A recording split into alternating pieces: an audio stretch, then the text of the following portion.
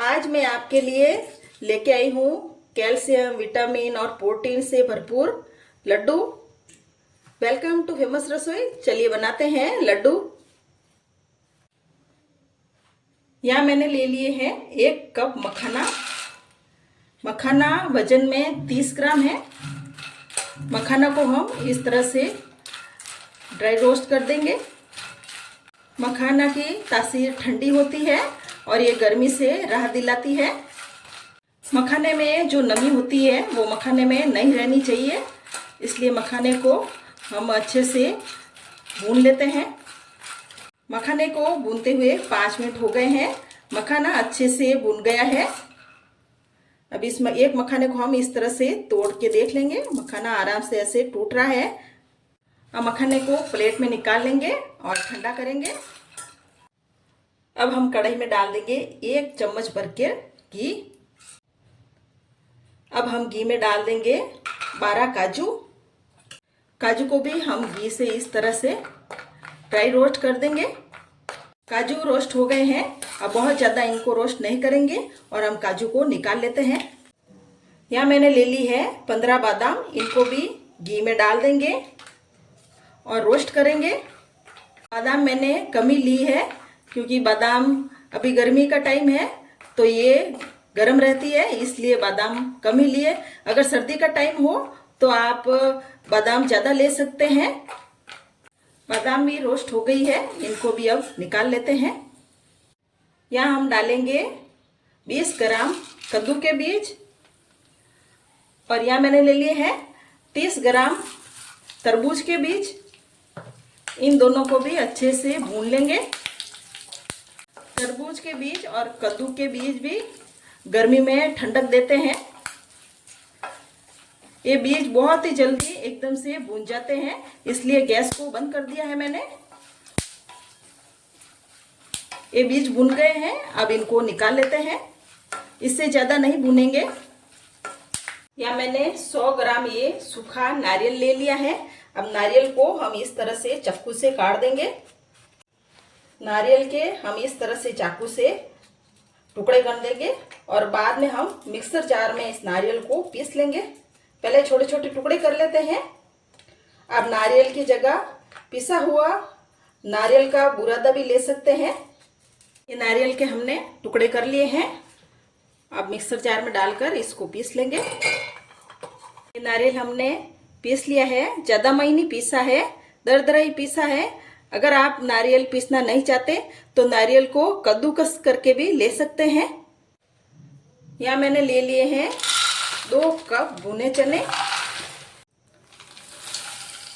ये 2 कप ले लिए हैं। ये चने आप कम ज़्यादा कर सकते हैं और ये चने वजन में 200 ग्राम है।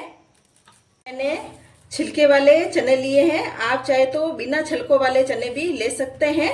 छिलकों में भरपूर मात्रा में फाइबर होता है, इसलिए हम छिलके समेत ही इन चनों को पीस लेंगे। चनों को हमने पीस लिया है, एकदम महीन नहीं पीसा है। थोड़ा मोटा आटा रखा है। बाटी बनाते टाइम हम रखते हैं ना मोटा आटा, वैसा आटा है। अब हम इसी कढ़ाई में डाल देंगे इस आटे को। अब इस आटे को हम मीडियम आंच पर इस तरह से भून लेंगे। बहुत ज़्यादा नहीं भूनेंगे। इसको ज़्यादा भूनने की तो ज़रूरत नहीं है क्योंकि चने वैसे भी भुने हुए थे।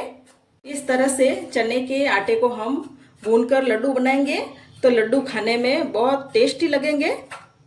वैसे तो भुने चने खाने के बहुत सारे फायदे हैं। ये ऊर्जा से भरपूर है और ये डाइजेशन के लिए भी बहुत अच्छा है। चने के आटे को भूनते हुए 5-6 मिनट हो गए हैं और आटे में से खुशबू आ रही है। अब गैस को हम बंद कर देते हैं। अब इस आटे में हम पिसा हुआ नारियल डाल देंगे।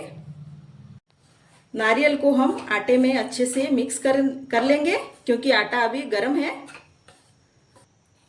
अब इस आटे में हम डाल देंगे 2 छोटे चम्मच भरकर घी इस तरह से। क्योंकि आटा अभी गर्म है तो घी इसमें अच्छे से मिक्स हो जाएगा। मैंने इसमें 2 चम्मच भरकर घी डाला है। आप चाहे तो इसमें 1 चम्मच घी भी डाल सकते हैं। घी हमने इसलिए डाला है के लड्डुओं में से घी की अच्छी खुशबू आएगी। हम इन मखानों को पीस लेते हैं। मखानों को हमने पीस लिया है और आटा भी हमने कढ़ाई में से यहाँ बाहर निकाल लिया था। अब ये ठंडा हो गया है। अब इसमें डाल देंगे मखाने।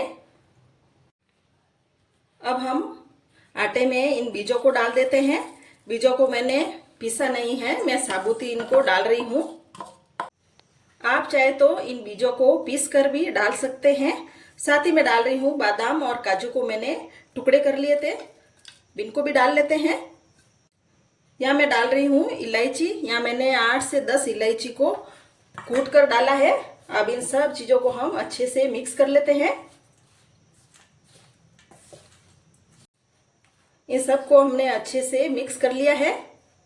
पैन ले लिया है और इसमें मैं डाल रही हूँ देसी शक्कर, जो मैंने 250 ग्राम ली है। आप चाहे तो इसमें मिश्री भी डाल सकते हैं। अगर आपके पास मिश्री और देसी शक्कर नहीं है तो आप इसमें चीनी डाल सकते हैं। यहाँ मैं डाल रही हूँ 1 कप पानी।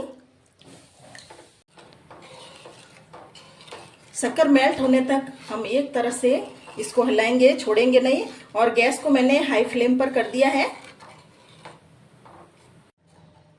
शक्कर अच्छे से मेल्ट हो गई है।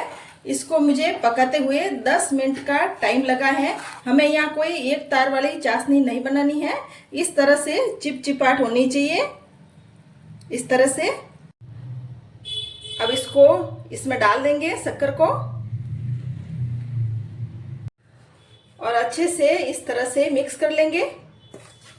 इस तरह से पूरे मिश्रण को हमने इस तरह से मिक्स कर लिया है। अगर ये रेसिपी आपको पसंद आए तो मेरे चैनल को सब्सक्राइब करें और कमेंट करें।